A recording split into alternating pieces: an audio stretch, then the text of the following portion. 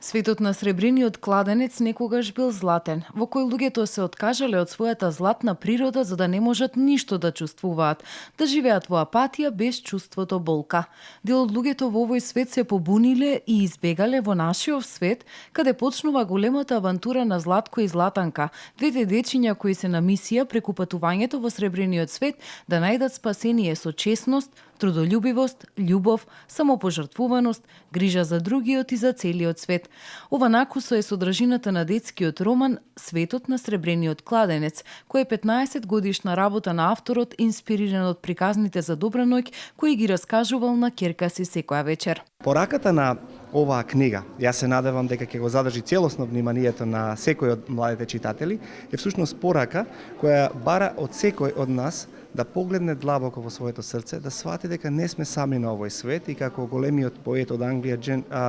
Џон Дон да каже дека ниту еден човек не е остров, дека сите ние сме дел од една целина и кога една од таа целина, која и да е, се губи, ние сите се смалуваме, се помали стануваме. И се надевам во овој наплив на индивидуализам, на консумеризам, на желба за некакви инстант добивки и задоволство, дека оваа книга ќе им покаже еден патоказ на децата кој е всушност